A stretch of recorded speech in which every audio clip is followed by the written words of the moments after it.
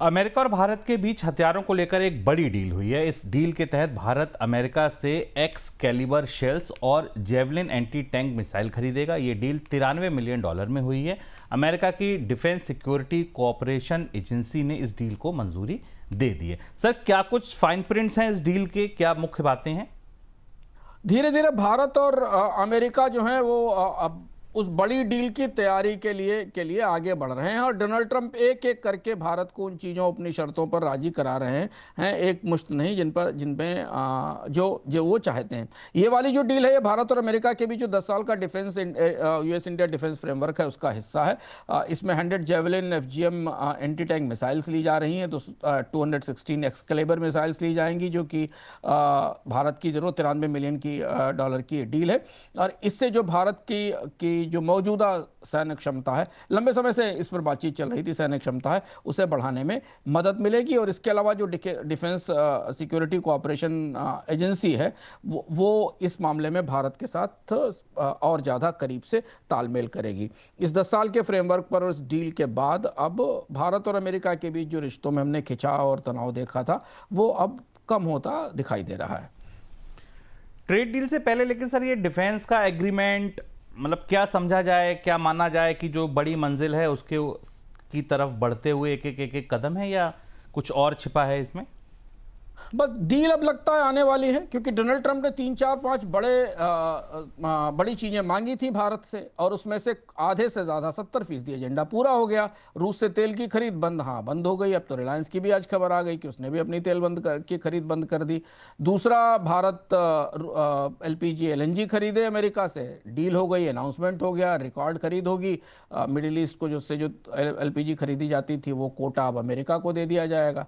तीसरा, ये डिफेंस की खरीद थी जिसमें कि कुछ डिफेंस के पुराने सौदे थे जिन्हें भारत ने रोक दिया था। अमेरिका के साथ जब रिश्ते खराब हुए थे वो वापस सक्रिय हो गए। अब जो मामला फंसा हुआ है वो एग्रीकल्चर से जुड़ा हुआ है। भारत के अंदर खाने की कोशिश ये है कि बाकी चीजें देकर, डिफेंस देकर, तेल गैस के समझौते करके किसी तरह से एग्रीकल्चर को लेकर डोनाल्ड ट्रंप की जो जिद है उसे वो शामिल कर सके और शांति के साथ उस समझौते को किनारे तक ला सके। ग्लोबल ट्रेड में बड़ी दिलचस्प चर्चा है, इसको कोरिया मॉडल कहा जा रहा है। यह कहा जा रहा है कि कोरिया ने डोनाल्ड ट्रंप से बात करने का एक नया मॉडल। डोनाल्ड ट्रंप अपनी जरूरतों को बचाते हुए डोनाल्ड ट्रंप को और अलग अलग चीजें दी जाए जिससे कि आपके व्यापारिक हित सुरक्षित रह सकें। जिससे कोरिया ने $350 बिलियन के इन्वेस्टमेंट की कमिटमेंट कर दी कि कोरिया से बाहर अमेरिका में उसका निवेश होगा। तो भारत भी धीमे धीमे कुछ चीजें दे देकर इधर उधर से संभालते हुए इस तरफ बढ़ रहा है, जहां डोनाल्ड ट्रंप की शर्तें पूरी हो जाएं और दोनों देशों के बीच एक शुरुआती संधि बन जाए, जिसके संकेत अब मिलने लगे हैं। सर, इधर अमेरिका ने रूस यूक्रेन युद्ध को खत्म करने के लिए 28 सूत्री एक प्रस्ताव पेश किया है। प्रस्ताव में क्या कुछ है? 28 सूत्र इसमें कौन से निकाले गए हैं, क्या कुछ है इस प्रस्ताव में?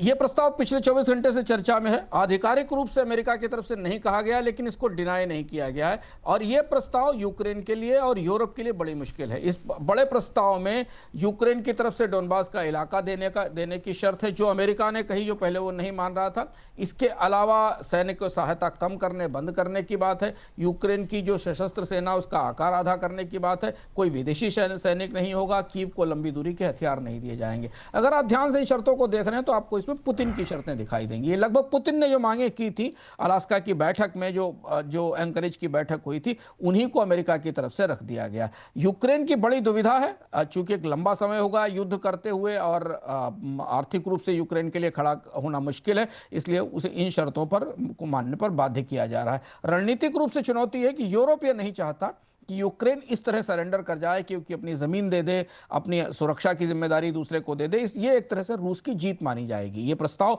रूस की जीत माना जाएगा और उससे यूरोप का डर है कि अगर पुतिन अपनी शर्तों पर में सफल हो गए और उन्होंने यूक्रेन का भौगोलिक रूप से एक बड़ा हिस्सा ले लिया और यूक्रेन की आर्थिक सुरक्षा की जो सामरिक क्षमता है उसे कम करा दिया, तो ऐसा फिर पूरे यूरोप के खतरे के लिए है। तो प्रस्ताव ये माना जाएगा यूक्रेन की तरफ से, ये पता नहीं है।